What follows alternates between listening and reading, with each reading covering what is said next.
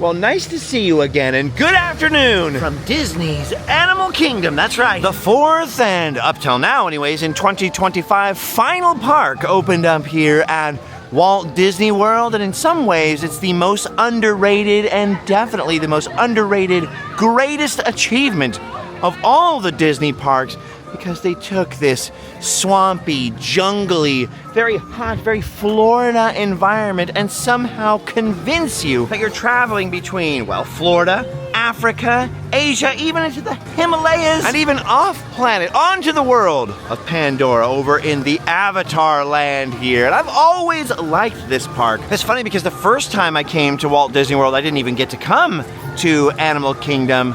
It took about 5 years. I first came here in 2015 and everybody had warned me, I don't think you're gonna like it. It's weird, it's a half-day park, it's this, it's that. And I almost immediately fell in love with the place. Something about all the thematic elements. And like I said, the team that worked on this place did such a phenomenal job of transporting you out of Florida and into all these worldwide destinations, making you both feel like you're far, far away from the rest of Disney World, and yet there's still a little Disney magic around every corner. And look at this place. I'm not the only one who thinks this is a very popular joint. Funny, normally I'm a little more obsessive about starting in Magic Kingdom, then going to Epcot, then Hollywood Studios, and then Animal Kingdom, which would be the order that the parks open in. But this trip, I'm all discombobulated. We started with Epcot, Festival of the Arts, moved on to Magic Kingdom, where we filmed 2 adventures yesterday. Now it's our 3rd day, and we're here in Animal Kingdom, the 4th park.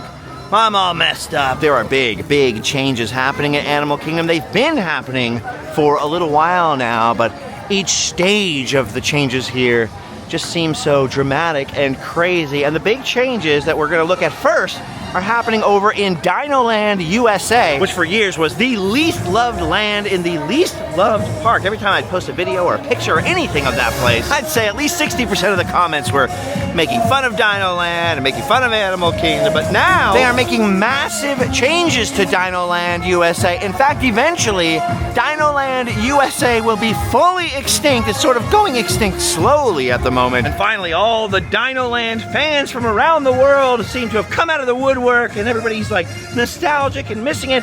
And that's gonna include me. I've always liked Dinoland. It was always off and different. It definitely always has been the strangest land in any park at Walt Disney World. I mean, it's Animal Kingdom, so why not prehistoric extinct animals, right? I get it. But it was always split in sort of 2 halves, Dinoland USA over here. There's the kind of serious side of Dinoland where there's like little excavations and stuff. So the theme is like a paleontological dig, like what you have right over here. There's even sort of like sandboxes where kids can dig up dinosaur bones. There's actually a whole play area based around it. The Boneyard, the fossil fun site over there. A place I've actually rarely visited since coming here with my son when he was little. But you can see everybody has so much fun over here. Swinging on a Jeep, there's slides, all kinds of dinosaur bones like in situ, in the rock. A lot of information you can actually learn about paleontology, fossils. I mean, every kid likes dinosaurs, right? So what a genius idea to go full dinosaur in a land over here. And yet, be educational, right? To have all this information like this. That's why I say, like, Dinoland USA has its serious side. Caves and fossils and information, fun dinosaur excavations. And it's not just the Boneyard on the serious side. They've also got the entire area over here all themed around this restaurant called Restaurantosaurus. What else? And the theme is basically that some of the college students that are working on the paleontological dig sites are working summer jobs over here at this Restaurantosaurus to pay the bills. They seem to be empty at the moment, but there were some serious exhibits with real animals like crocodiles over here, living dinosaurs. And then most quote-unquote serious of them all, you have the Dino Institute just past that, with Dinoland USA's signature ride simply called Dinosaur. And look at this, man, it is more busy over here than I have seen it basically ever, unless it was like spring break or something like that, because everybody knows that eventually this ride and this whole land is going extinct, like I was mentioning. But this is the sort of serious area, like I was saying, so it's all themed around having the Dino Institute here in Dinoland USA. And inside the Dino Institute, there's this attraction, Dinosaur, where you go back in time and actually bring back a dinosaur with you. Spoiler alert. Very well themed, almost like a real natural history museum in there with dinosaur skeletons and fossils. But I think the best part about this whole area, and maybe the most overlooked part, is that the gardens all around the Dino Institute are full of giant, life-size dinosaur bones all put together like that, all re-articulated, I guess you could say. Like, look at T-Rex right there. I think that's T-Rex. I mean, I don't mean to brag, but I am an expert. I have seen Jurassic Park at least 2 or 3 times. But look at this, in the extended queue on one side, and in all the paths around the exit and stuff, they've got these giant dinosaur statues here in the bushes. So almost like a Dinosaur World or one of those attractions. These ones are very realistic, and there's little educational plaques. And don't worry, we will get on Dinosaur during this trip, that is for sure. But you can see back here where you exit from the ride itself, you can either go backwards the way we just walked up, or you can take this side path over here, or at least you used to be able to. And you'll see Styracosaurus, Carnotaurus, he's a big character in the ride itself.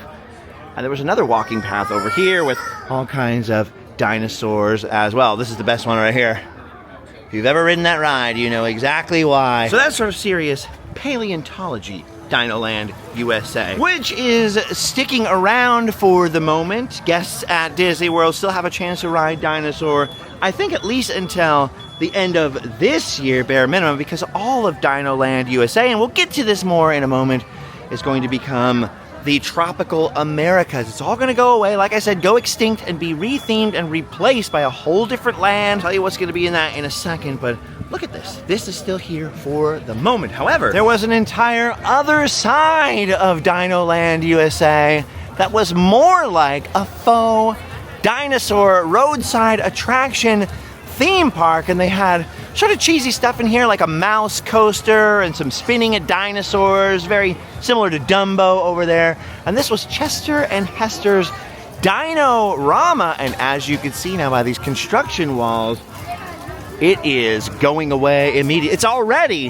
technically extinct. In fact, behind these walls right now, bits and pieces of it are being carted off and demolished. There's all kinds of videos on the internet of some of that demolition and some of that deconstruction. And obviously we've had many adventures in there over the years. And so the storyline is that 2 locals, Chester and Hester, owned a gas station, which would have been back over there where the dinosaur gift shop would have been. And when the dinosaur fossil site opened up and the Dino Institute, they turned their property into a tourist trap to kind of take advantage of all the dinosaur stuff going on. So it was sort of themed within the land, and then this was the little highway their gas station would have been located along, and they built this big old dinosaur right here as sort of the main roadside attraction to pull you in. I'm sort of blanking there, but I'm pretty sure this thing's name was Cementosaurus. Very aptly named over there at the exit to Dinoland USA. Well, look, as you can see, it is all gone extinct. Last time I was here, they had removed a couple of the attractions. Now, as you can see, as of February 2025, all of Chester and Hester's Dinoland USA area, the whole Dino-Rama experience is closed. And soon we won't see any of that stuff up there at all. So they're doing it in phases. This phase is going to be done first. Oh, there's the gas station right there. What am I thinking of? Chester and Hester's gas station, and the gift shop was just beyond over there. It was a heck of a gift shop, and it really did remind me of some real-life gift shops I've seen in places all over the American West. Anyway, phase 1, get rid of Dino-Rama, and then later they'll get rid of the Dino Institute. Dinosaur will go extinct. And like I said, all of this is going to be replaced by the tropical Americas, which makes a lot of sense because Animal Kingdom doesn't just have rides and attractions. There are lots of real animals here, gorillas and tigers. They have an Asian-themed area, that's where the tigers are, an African-themed area, that's where the gorillas are. The Americas have only been really represented by Dinoland USA and these prehistoric animals, but we have all of Central and South America that's not represented really at all in this park. So I think it's exciting that there's going to be a tropical America's land here at Animal Kingdom. It's the perfect fit.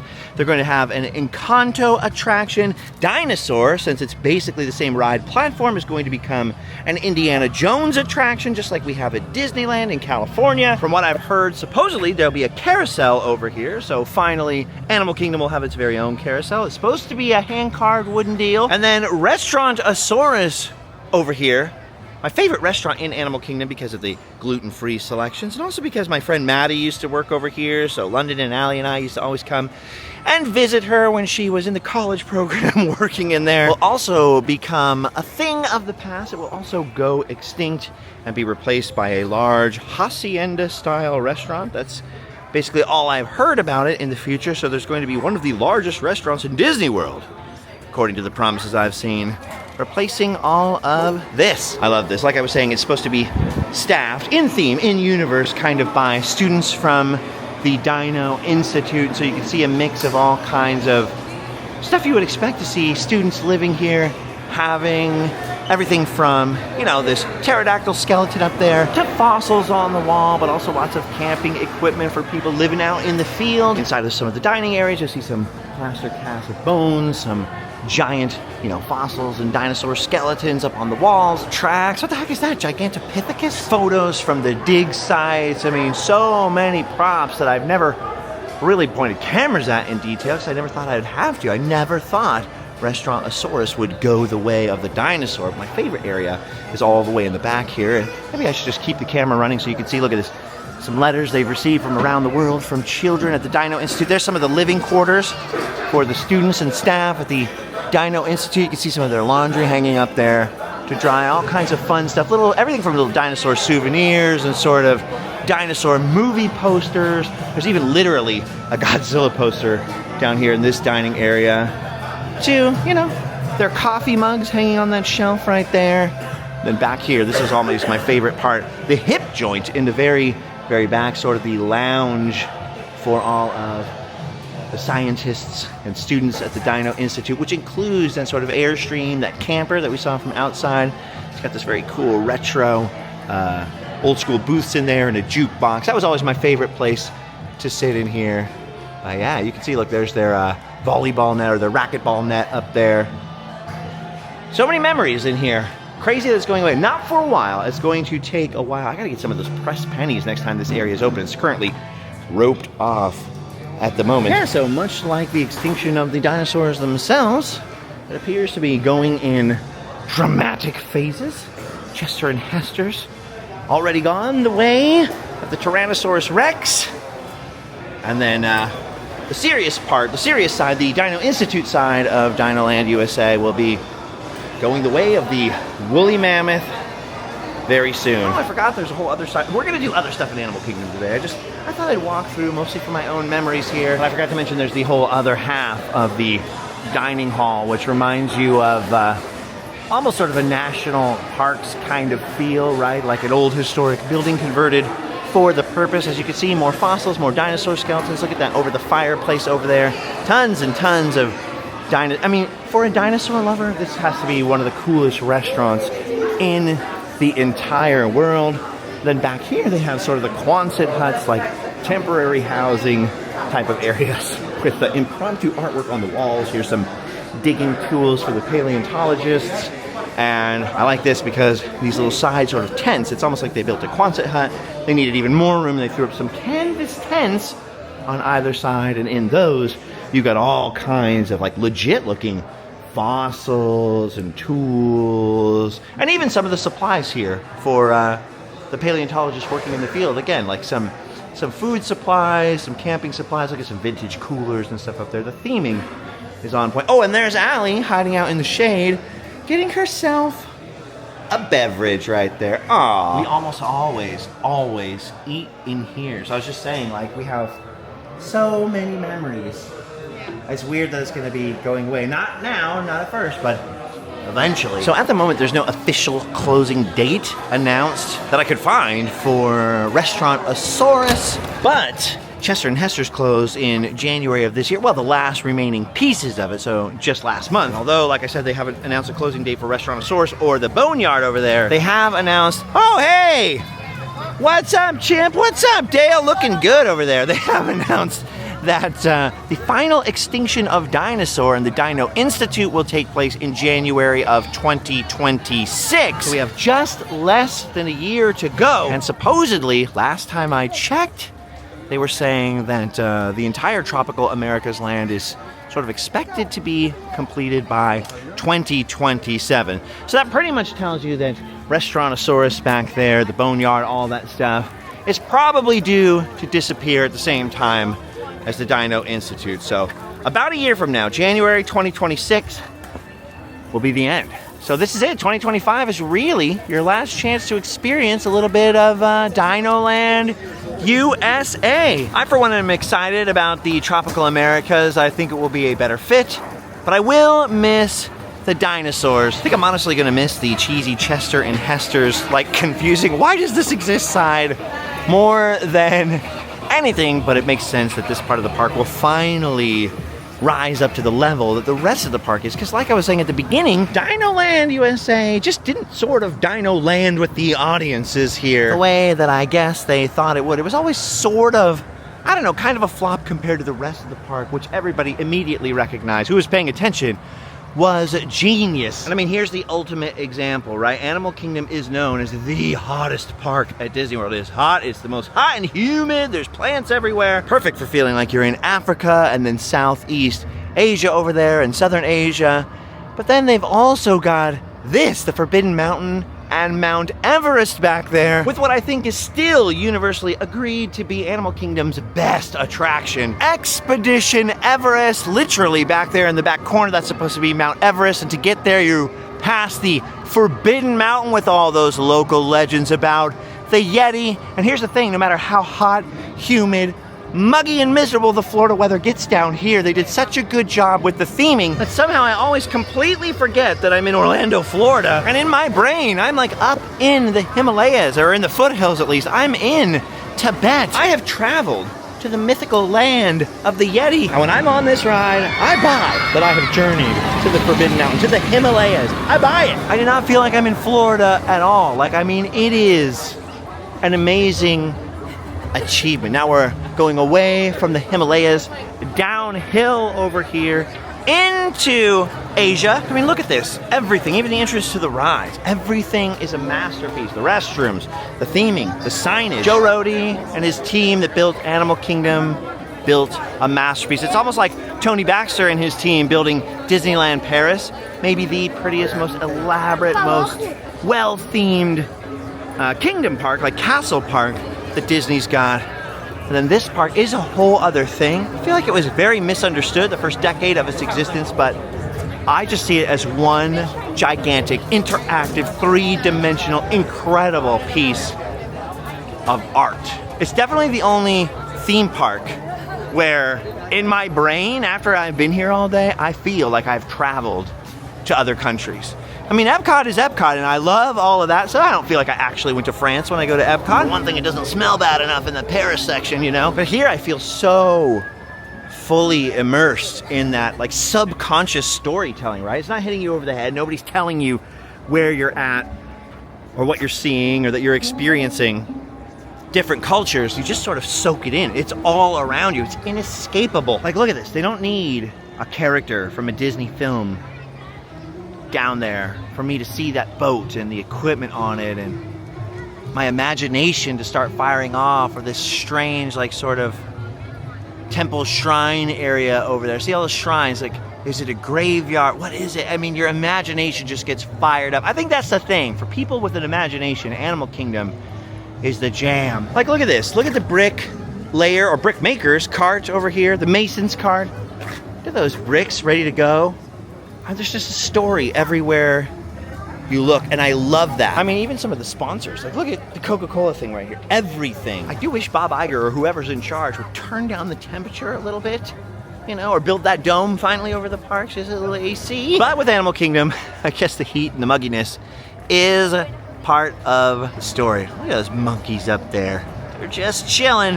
Now, other than the updates to Dinoland, there's some exciting developments out here in Animal Kingdom, particularly and specifically in Asia, because over here they have the Tiger Trek and walk this whole path back here, and they actually have live tigers back there to check out. So kind of like a zoo. It's like the best of a zoo or conservation place. Hence the monkeys, mixed with theme park attractions like the Kali River Rapids River. What the heck? There's a water ride right there. It's closed right now. Trust me, there's a water ride. But anyway, back here in the back of Asia. Off in the woods over here, oh, look at all those prayer flags up there. They have the Maharaja Jungle Trek, and so part of it is the Tiger Trek. Look at that, they got monkeys, they got dragons. It's incredible. Got some exotic birds. And best of all, actually, as you begin the trek, one of the first things that you encounter is this little structure up ahead in the forest. And how cool and immersive is this? Yeah, you gotta walk. Some people complain about that, like, don't I do enough walking at Disney World? But in here, en route to the tigers, you have the bat house. There are freaking giant bats in here. Love bats, dude. I'd love them anyways. I love them even more since my favorite thing as a kid, obviously, was Batman. I don't know why that led me to be interested in real live bats. I always love bats. I always see them flying around, eating bugs and stuff like that in the desert, especially. Oh, look at that, some lizards in there. But our bats in the western United States are tiny. The bats here, those huge fruit bats from Asia that are all apparently hiding above this roof, according to the cast members. So we're not gonna see those today.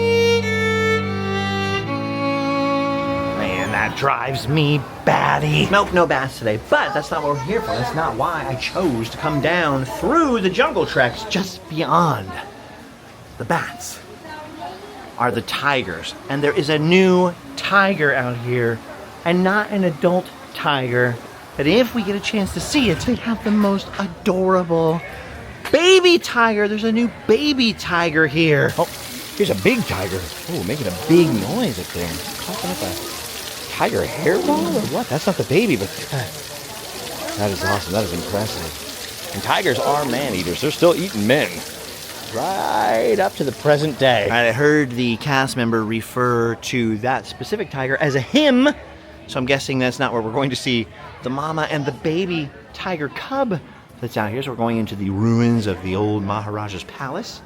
At least that's what I've always assumed that these ruins are. And if we're lucky, when we go around the corner, we'll find the other tiger habitat. Maybe we'll see the baby. It's funny though, as I was exiting that area, I looked over my shoulder and I see the big tiger looking over in this direction, almost like he was saying, what? I'm not good enough for you? I'm not good enough for you anymore? All right, that way looks out onto the safari area. That's a ride here. You go out into their little grasslands. You can see all kinds of animals out there, giraffes and hippos and stuff. But this is the other tiger habitat. It's always the thing with zoos, right? I'm gonna go see the panda, and then the pandas are sleeping right now. I don't know if we'll get a chance to see what I'm hoping to see. I don't think so. Okay, so I checked the other habitat. He's not here, but a very friendly cast member named Amy told me that usually by this time of day, he's done. He's sleepy. He's only 4 months old, so he gets kind of sleepy. So not only no bats today, no time. We're here a little late. We're here in the afternoon, so you got to come in the morning, she says. But then at the same time, in the morning, there can be a huge queue. Everybody wants to see the baby, just like that Seinfeld episode. I love the storyline right here in these panels, by the way. Maybe if we come back and see the baby tiger, we'll get a chance to look at those in more detail. Anyway, we're going to take the quitter way out, the faster way out. I just never knew how bad I wanted to see a baby tiger until they told me I couldn't see a baby tiger, right? It's the same thing with Tiana's Bayou Adventure yesterday. It's like, we were all set to go. We had the fast pass. I've been procrastinating, putting it off. And then once they told me it was down all day and I couldn't ride it, I want to ride it right now. Anyway, that's the pro tip. They said best chance is come early in the morning.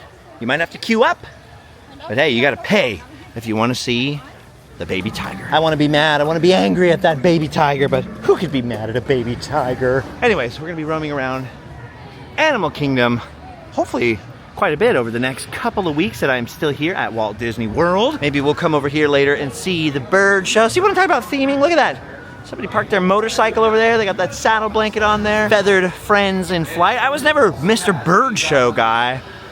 But actually, once I went in there and saw that in Animal Kingdom, I was like, dude, this is actually awesome. This is fun. So many birds fly over your head in there. I wonder if they ever drop a surprise on it. You know it's happened. You know it's happened. Ah, the wildest animals in the kingdom right there. Anyway, at the moment, we're meeting up with some friends over in Africa. So we're just making our way out of Asia over here. Like I was saying, it's that subconscious theming. Like more and more the big buildings and the big ruins start to disappear. The little Asian huts start to disappear. And you have multiple paths of all this green space right here. Where you kind of touch base, you can see the tree of life over there, the symbol of Animal Kingdom. But you sort of go like from feeling like you're in Asia just through all this jungle over here till you just feel like, oh, I'm just in jungle. You almost forget where you are or where you're supposed to be. And then all of a sudden, you re-emerge from the forest and you're in Africa. I mean, look at that. That is so cool. And then they have the African safari back there, which you ride on. They also have a walking path where you can see some gorillas. So there's a gorilla trek, if you will, back there. But we are now in the African port city of Harambe, where Ali and I are actually meeting up with friends for a late lunch here. Not at this restaurant, but at a restaurant I'm not allowed to show you. If you catch my drift, once again, look at this. Look at all the visual storytelling here. You don't need narration. Heck, you don't even need any unnatural motion or animatronics to just have a whole story pop in to your imagination. It's so cool. And with all the people behind you, it really does feel like a bustling port city. And they have actual African musicians and cast members who come from Africa to sort of talk about the cultures there and the different peoples and the different kind of experiences. Of course, it's Disney, so there are Disney characters that appear periodically, and they have their Disney show right over here, the Festival of the Lion King, sort of a live action slash puppet show. It's kind of amazing, actually. I haven't seen it for years. Maybe not since the park reopened right around COVID time. I know Ali would love it. She has never seen it. Probably pop in there sometime this week. It's a fantastic show. All right, anyways, where I'm going next, I can't take you. We'll see you guys on the other side. But look at that. Oh, gosh. See, I'm still getting acclimated. This is only my third day back at Disney World. I love that feeling when you go away for a long time and come back. It just hits you, man. Everything looks like a movie set. It's incredible. All right, lunch complete. We're going a little easier today than we normally would, and that's because we were at that late night event at the Magic Kingdom, which hopefully you already saw that adventure. I was actually filmed on the same day we went. We were at Magic Kingdom basically, something like 14 hours yesterday from start to finish. And it was a wild one. But the one attraction we definitely have got to ride is the one that is now, of course, all the way back across the park, because a trip to Animal Kingdom just wouldn't be complete without seeing the Disco Yeti. Look, there's a bunch of plastic containers. Who knew that could be theming? But it works so well. All right, goodbye Harambe. Goodbye Africa. Someday I still want to go to the real Africa. The hard thing for me in celiac is it's hard to travel, hard to get food for me everywhere, which makes me even more thankful for the Disney Parks version here. Because who knows if I'll ever get to see the real thing. At least with Animal Kingdom, if I never make it to the continent Africa, at least I always have my Fichwa fellow. Man, it's beautiful out here. The park actually closes early. It closes at 6 p.m. today. It's about 5:10 now, so we've got time. Ooh, that is, unless I get sucked into this. Look at this little sitar action. Oh, yeah. Beats it. Oh, I'm already into it. Look. Here we go.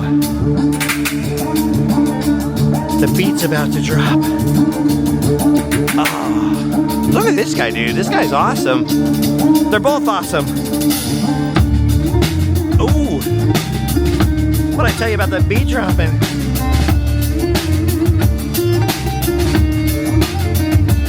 Oops, I almost completely forgot. We still gotta get to Everest. I told Ali to run up ahead of me, and here I am listening to sitar music. All right, I found Ali. Here we go. By the way, I love this. Look at these. The Yeti carvings, so good. I just want to spend hours in this line. I just want to soak in every little detail. Another thing I like about this ride is I know for sure I'm never climbing Mount Everest. I can barely climb a flight of stairs. I like that all the little offerings in the shrine, because the Yeti is actually considered sacred in Nepal. Kind of like how I consider Ali, you know, like almost a supernatural being. I love all the theming here. A lot of this stuff supposedly was real climbing gear that often gets left behind in Nepal on real expeditions that they were able to secure and put into the parks as theming. Because, I mean, obviously buying a bunch of brand new climbing gear just to nail it to some shelves for theming would have been pretty expensive. Although, clearly, look at this. They got some guides up there. The theming is so well done, though. And obviously the crew traveled around the world. I mean, the Imagineers and the creatives traveled around the world to get all these cool, like, authentic photographs and things. Look at this right here. See what I'm saying? I don't feel like I'm in Florida anymore. I feel like I'm on the other side of the planet on an epic adventure. The prayer flags, the mountains in the background. And of course the Yeti Museum. It's a little longer at the standby queue. We got a little bit of a lightning lane presented to us today. Does this remind you of anybody, Allie? Any relatives or anything like that? Yeah, look at all that gear in there. It's the one bad thing about the lightning lane lines. You don't get to go through the main museum and see that picture of Josh Gates. There's a hidden Josh Gates on the ride over there. Look at the size of that footprint. It's almost bigger than my 14s. Almost. All right, remember guys, respect the power of the Yeti. These used to change. These used to put your name on it when your magic band went by. You know, random guests' names would appear on there, but I haven't seen that working for a long time. What are you looking at? Oh, Sassy Yeti. Yeah, that's you. The Sassy Baby Yeti. You're not that hairy though. All right, we're about to board our train to Anandapur. Look at that smoke right there coming out of the back. Can you see that coming out of the back of the ride vehicle? Now there's no engine in there, so that steam, that smoke that you see coming out of the engine there, it's actually coming from a pipe underneath the track. There's the pipe right there. You can see a little bit of the steam there. The fake steam that comes pouring up through that hollow smokestack to give you the illusion, here it comes, Expedition Everest. but the engine is cooling off. All right, here we go. We are going, whoa, supposedly to Everest. Unfortunately, this train is taking a different route through the Forbidden Mountain.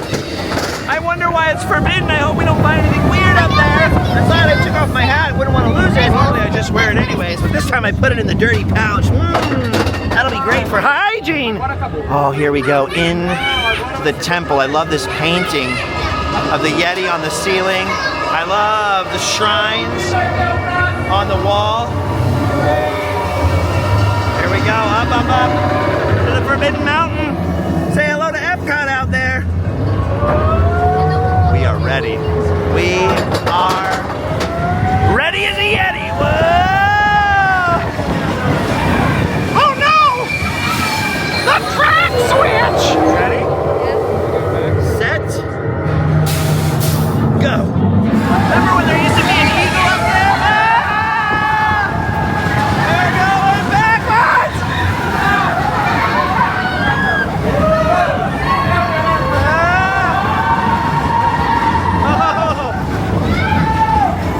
Oh man! What will be safe in this cave? Oh no! What is that? Oh my gosh! It's everybody's mother-in-law! And she's angry!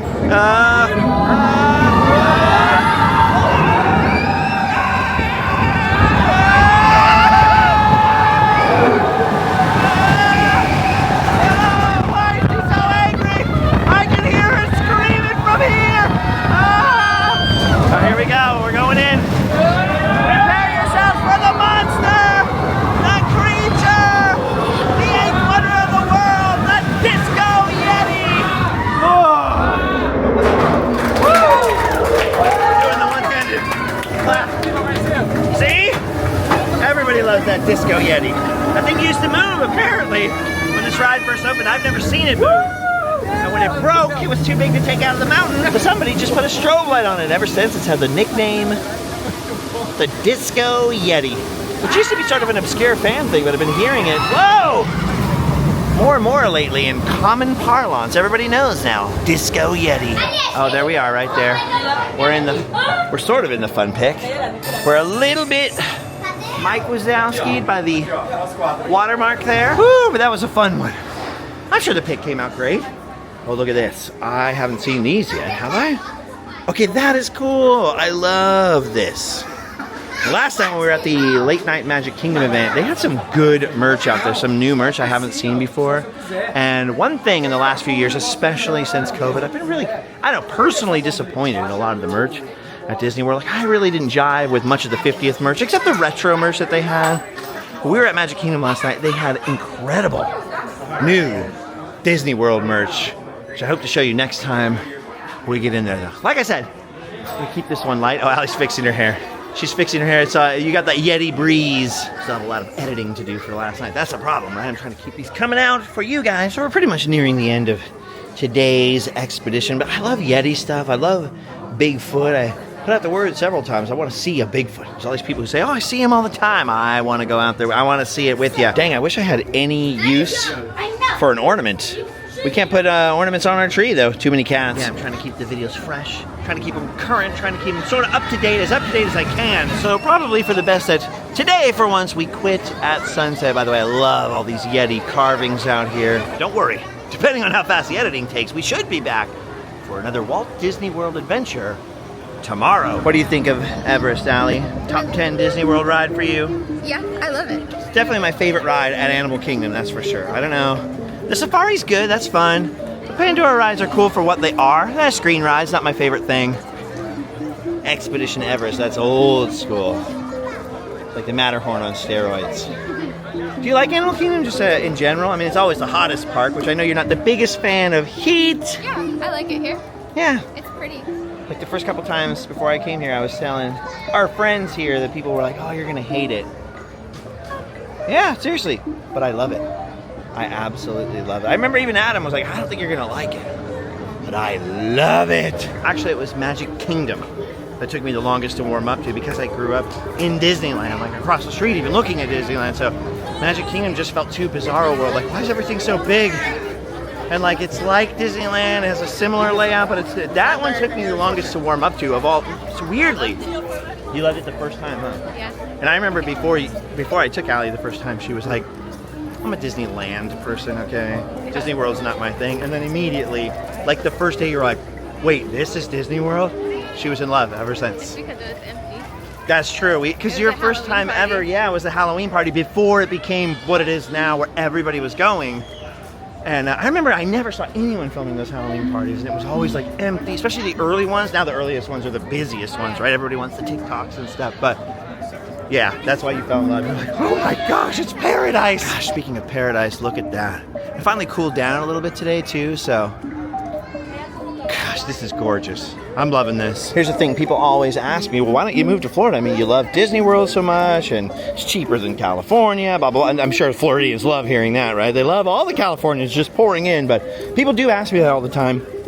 And I had a plan years ago. I was like, oh, maybe I'll move there if I ever make enough money. Maybe I can live there half the year, live in California half the year. And then like 2 years into bringing Allie here, we found out that it only takes a few days of her being here before she gets a horrible rash. It's called the Disney rash, actually. That's what it's known as. Some people think it might be like an irritation from the salt in the air, seeing as Florida's surrounded by ocean. Some people think it's a humidity thing or a sunlight thing. We've never effectively found a way to battle it. Sometimes she gets it, sometimes she doesn't. She'll even get it in cold weather here sometimes too, so it can't just be heat. It's definitely something to do with Florida though, so that pretty much put the kibosh on me ever moving to Florida. As long as Allie's around, and hopefully she's not going anywhere. Just look at that. I mean, if you hadn't grown up with the Animal Kingdom, right? If you had never been here, someone told you this is Disney World, you'd be like, this is Disney World? Incredible. It's like, oh yeah, this is Disney World, all right. Not what you expect from Mickey Mouse, but so well done. There are little reminders everywhere that you are actually in Disney World, and they're right here. Look at all them strollers. You never see that many strollers at Target. Strange. Now I have a kid. He's turning 18 next month. I remember the first time I took a stroller to Disneyland, I was like, oh, this is awesome. I can put my backpack in there, put all my stuff in there. So I get it. Trust me, guys. I get it. In fact, I remember saying back then, like, oh, we should just bring a stroller even when he's grown up and pretend we have a baby because it's convenient. You can carry everything around with you. Maybe it's just me, though, but it felt like even only 18 years ago, there were less of them in the parks. Maybe they were just smaller. All right, gang, here I am saying, oh, it's gonna be a light video, it's gonna be easy. And we go forever, but it's because I just love soaking in this scenery here. I don't love the mosquitoes though, and they are out in force now. I love how Animal Kingdom sometimes, and all the Disney resorts will put out mosquito spray for you. And it's winter, so we shouldn't need them, but we do. Don't worry, we're coming back to Animal Kingdom again, so if you didn't see something you were hoping to see, you're gonna see it next time, probably. As for now, I was gonna try to squeeze one last Mickey meet and greet into today, but unfortunately the park is officially closed now. You can see everybody making their way out here. All right, well, we're saying goodbye to the Tree of Life over here. We'll come back and see it again very soon. We're gonna make our way out through all of the bubbles over here, out to the parking lot. Still so much to see in Florida or in and around Walt Disney World. Look at all the flags over here. I feel left out. I feel like I'm not part of a group. Can't wait to get back to the Magic Kingdom, back to Epcot, and of course I still have not been in Hollywood Studios, so a lot to look forward to. And until then, my friends, we've done our duty. For now, we can go home and sleep well. See you next time.